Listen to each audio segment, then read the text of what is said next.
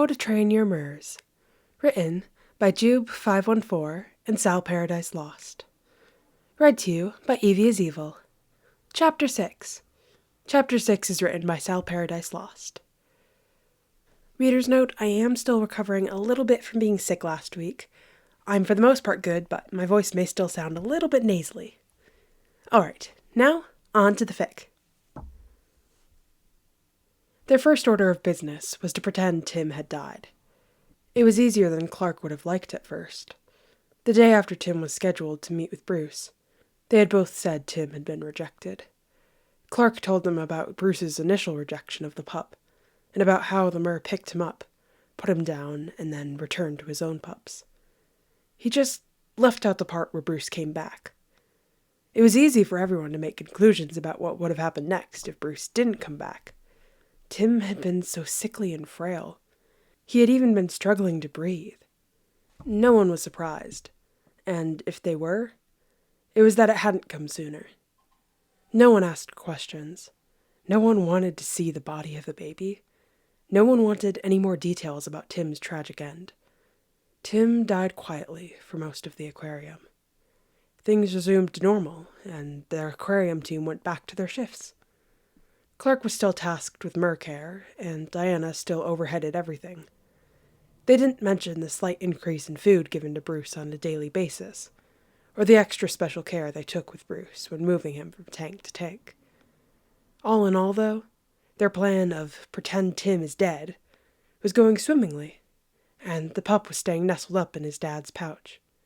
Bruce was acting normally again, caring for Dick and Jason, and vigilantly watching over the antics of his brood.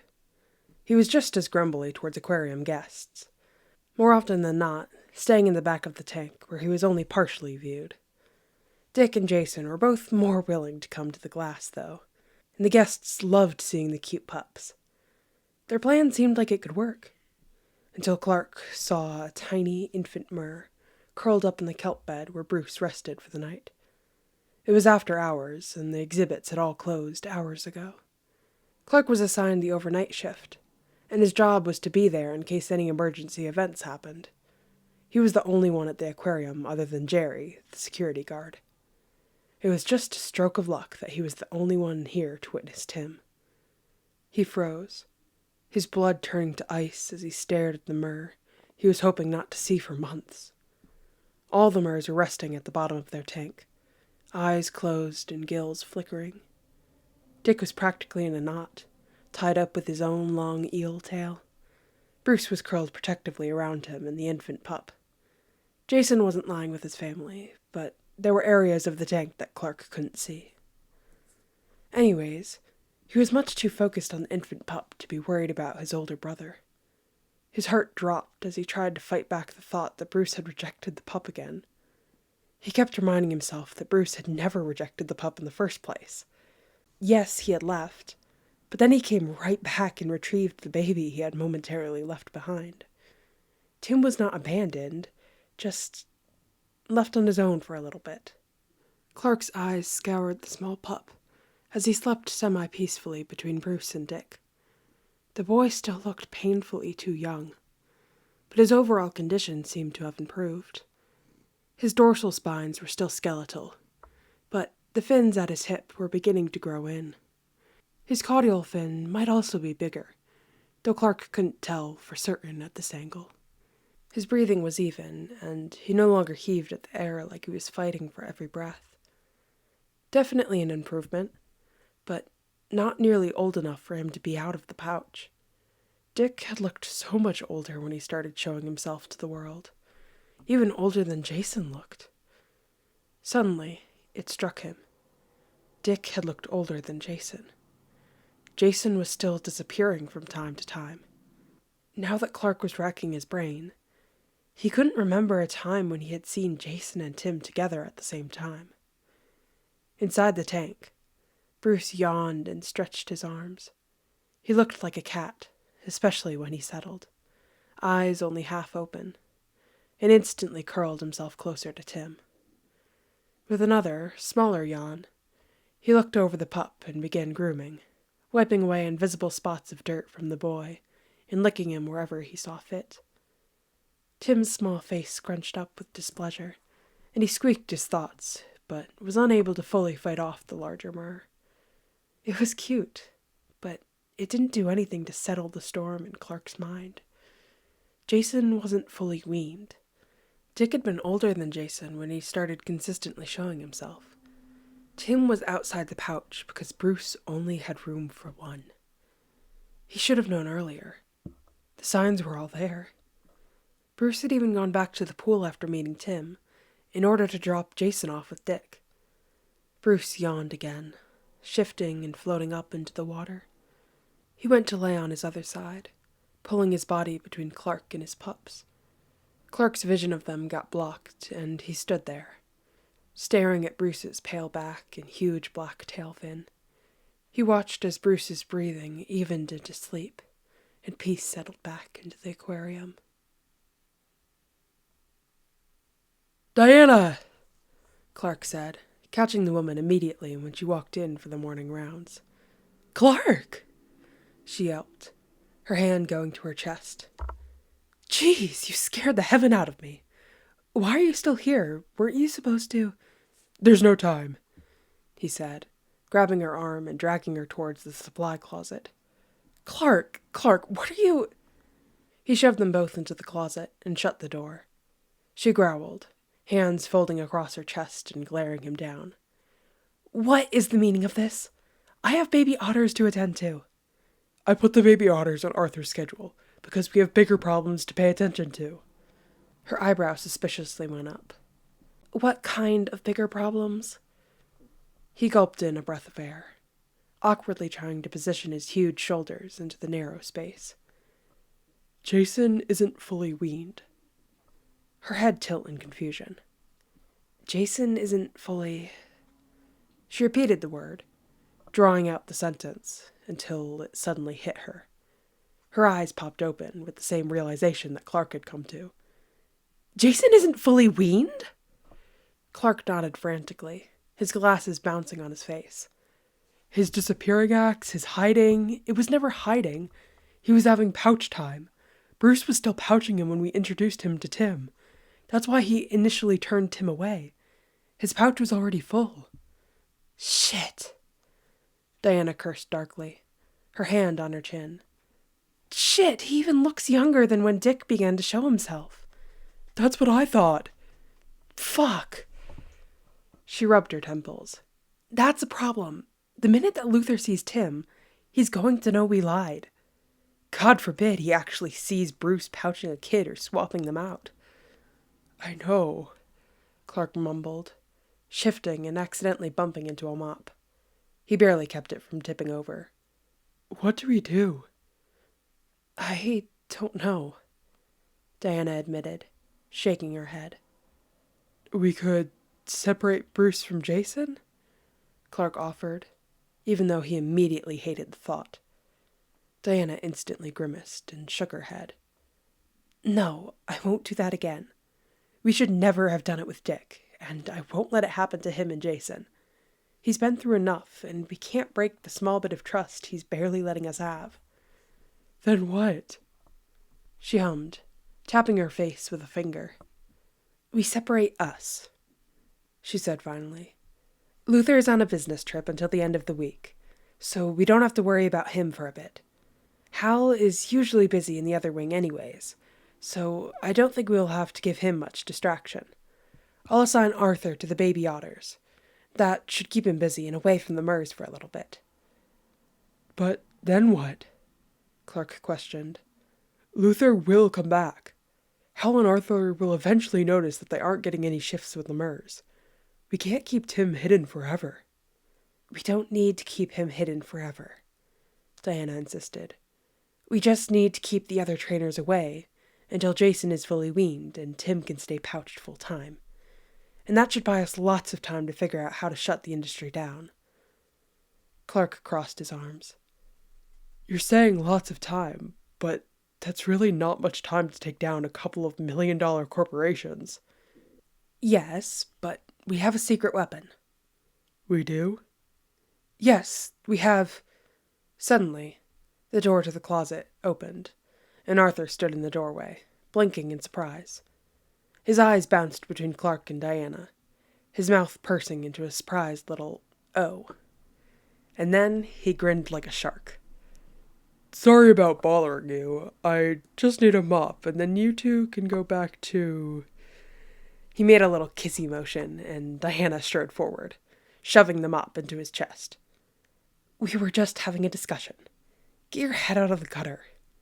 Arthur hummed, looking entirely too pleased with himself. "Yeah, a discussion.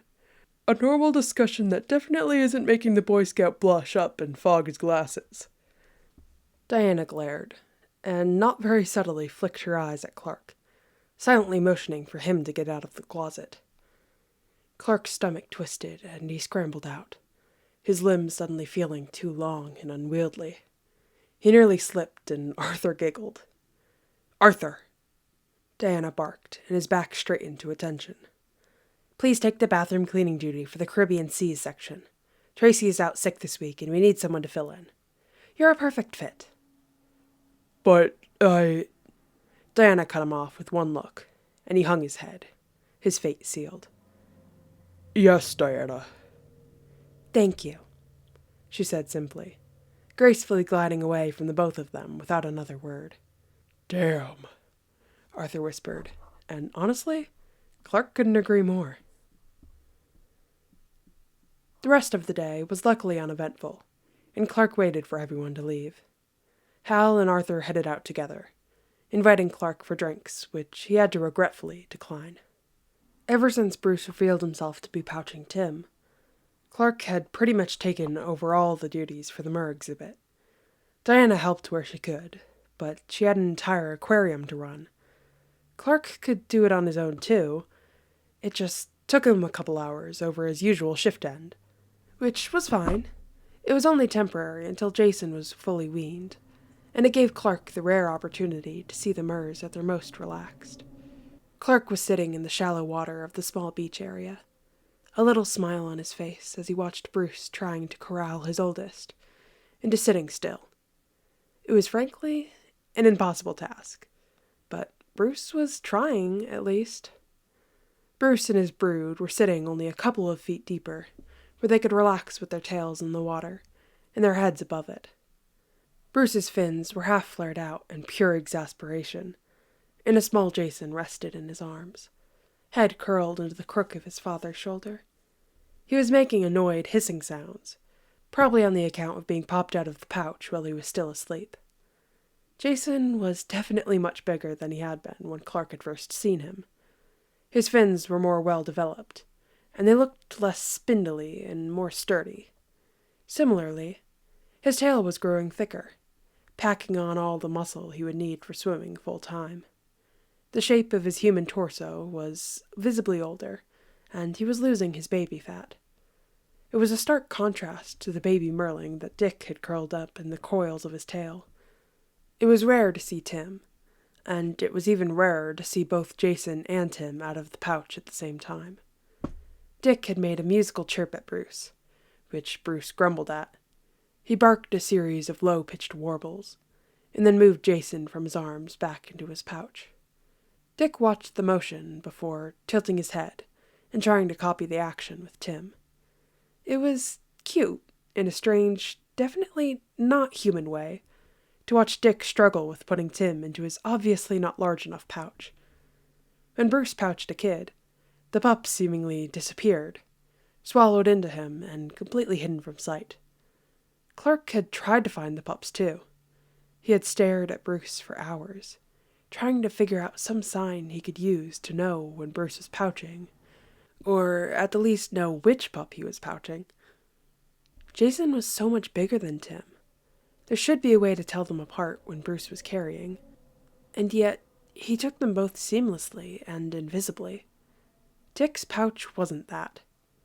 After a couple minutes of flailing and some affronted, high-pitched squeaks from an indignant Tim, Dick had managed to pouch the pup, but only with a visible bulge on his tail.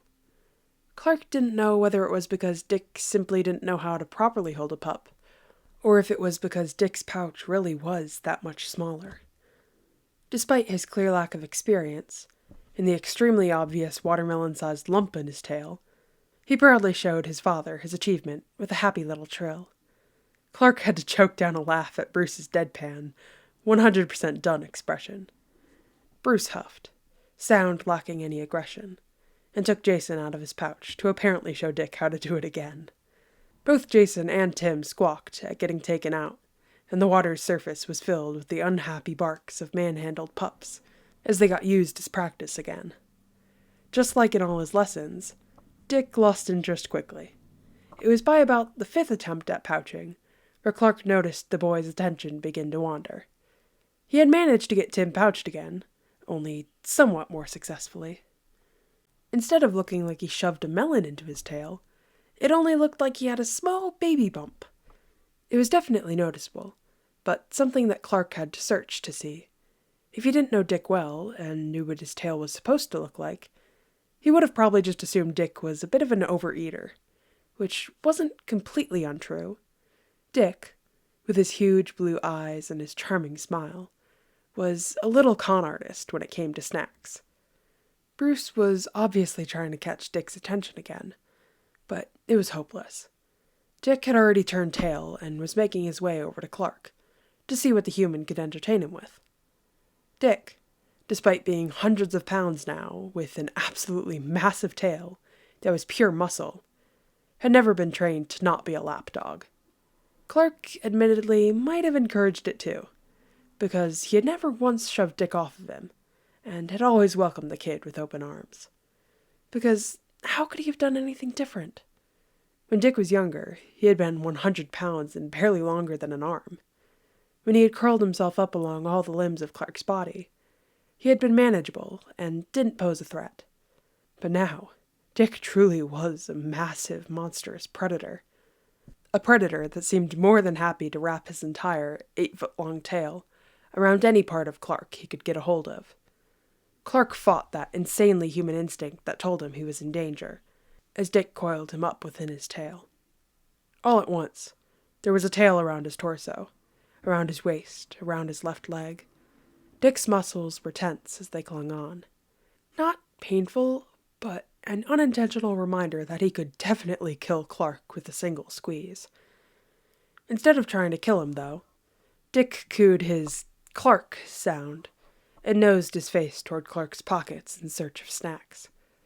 Clark laughed, half out of the tickling sensation of Dick's nose and half out of relief, and he tried to manhandle the eel into something more comfortable. There was just so much squiggly, writhing tail to contend with.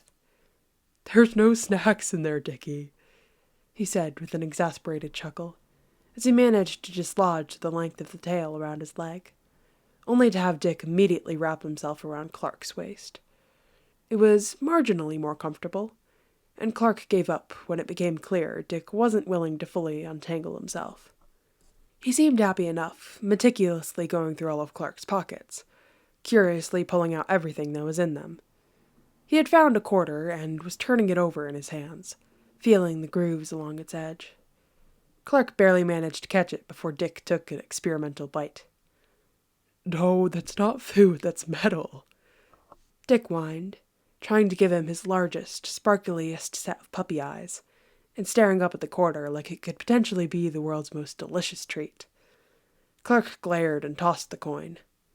They both watched as it blinked far away from the tank's edge and well into the land area. The Murr made an unhappy growl, but didn't budge, and instead began searching his pant pockets for more coins. He wouldn't find any, but if he wanted to try, Clark would let him. Gently, he pet through the Murr's hair, carding through the wet strands and absent-mindedly detangling it. When he looked out over the water, he saw Bruce silently watching him back.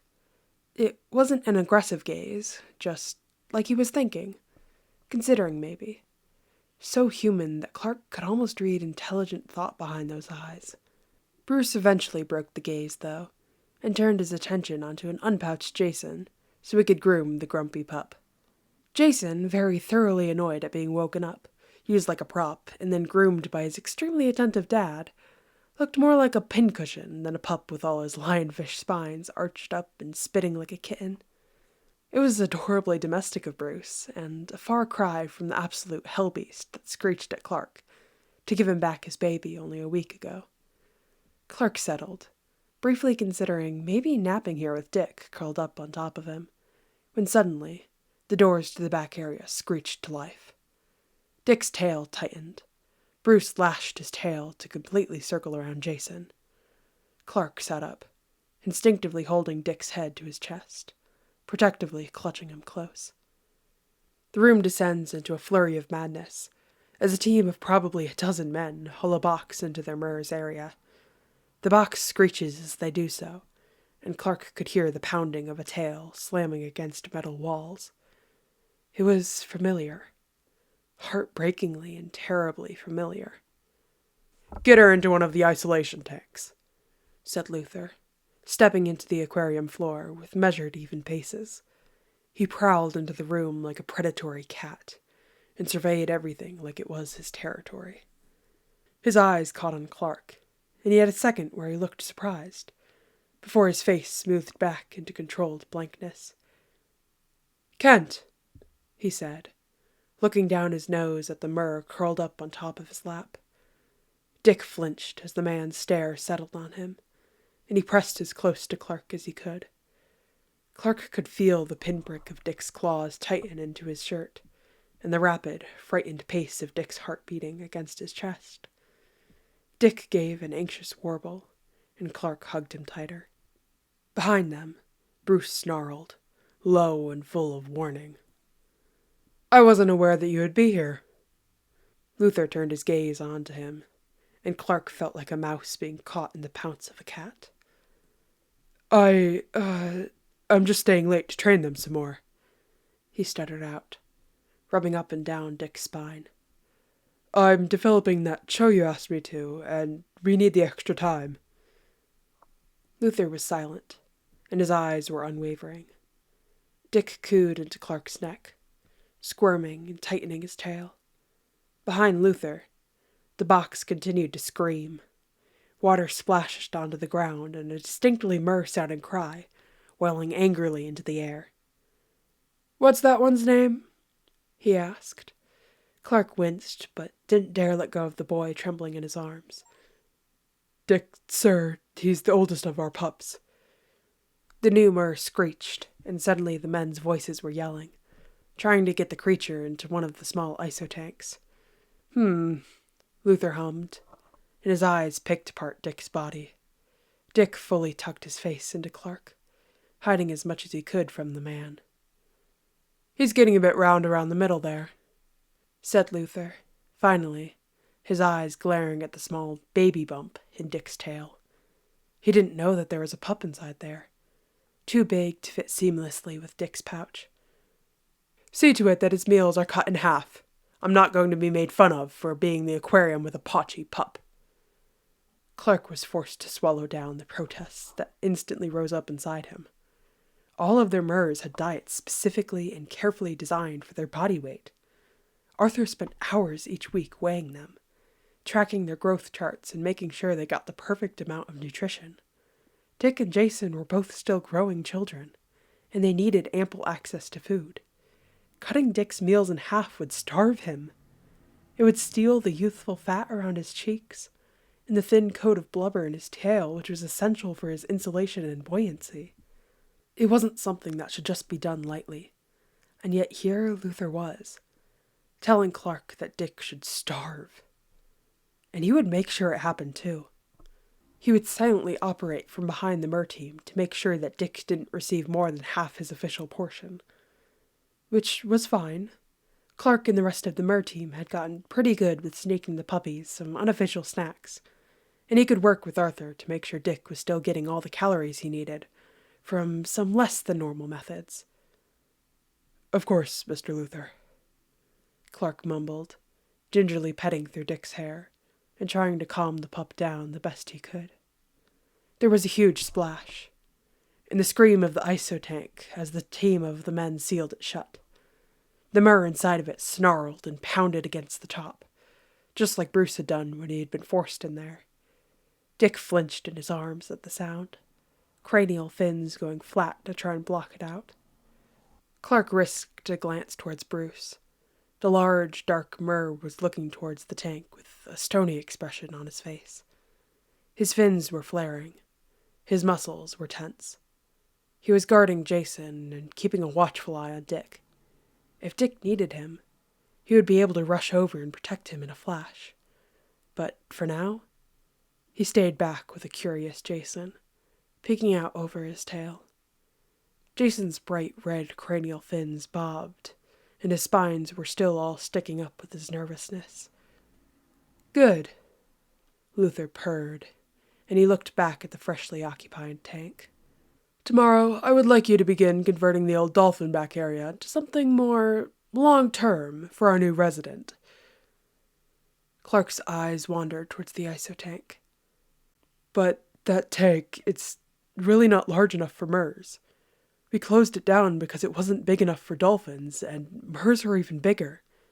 Mr. Luther, we don't have the space for another MER. We don't even have the space for the MERS we do." "We will," he said simply, cutting Clark off. "I've secured the funding for the expansion we had planned before the large one proved to be a problem." Luther glared out towards Bruce, and the mer hissed in response, shifting his tail so Jason was fully hidden. Bruce had never truly been able to shake his reputation of being a cannibal, despite the fact that he could often be seen with a very alive Jason these days. Interaction with him had come to a complete halt, and people were hardly brave enough to do backstage tours around the mer exhibit if he was resting in the beach area. But how?" Clark questioned, and Luther gave him a smile that sent a chill down his spine. "I've been working with some friends who run the League Aquarium in the Middle East. We've come to an agreement." The captured mer wailed, and the sound was pure, ferocious fury. "We will be restarting our breeding program." And that is the end of Chapter 6. There is no author's notes, just reader's notes. Dear golly, it's going to go downhill from here. It will get uphill in the end, but after this point, you will want to beware. What are the tags? Where are the tags? You'll want to beware the implied reference to rape/non-con, breeding, and non-consensual touching tags. Yeah, I'll try and do reminders at the beginning of each chapter, but it's going downhill from here, babes. It's going downhill. Yeah, it's not going to be fun from here. On a lighter note, in this chapter, I really like the sort of comparisons to, like, actual canon. Like, Aaron Cannon, there's, like, Jason feels replaced by Tim, and he's kind of being replaced here. Like, in that Jason gets less pouch time because Tim has to have pouch time, so he's kind of being replaced. I think that's cool. And then you got, like, Dick starting to take on, like, a more motherly role. Not motherly, but fatherly, whatever. That he kind of does in canon as well, and I think that's cute. Was there anything else that I wanted to say? I think we all know who that mer is. Talia. Yeah, it's going downhill from here, babes, but yeah. I'm just gonna remind you, this is a Metropolis. If you can't handle the topics, just don't listen and just don't read. Yeah, I think that's where I'm gonna leave you guys. So, thanks for reading. Thanks for listening, and bye!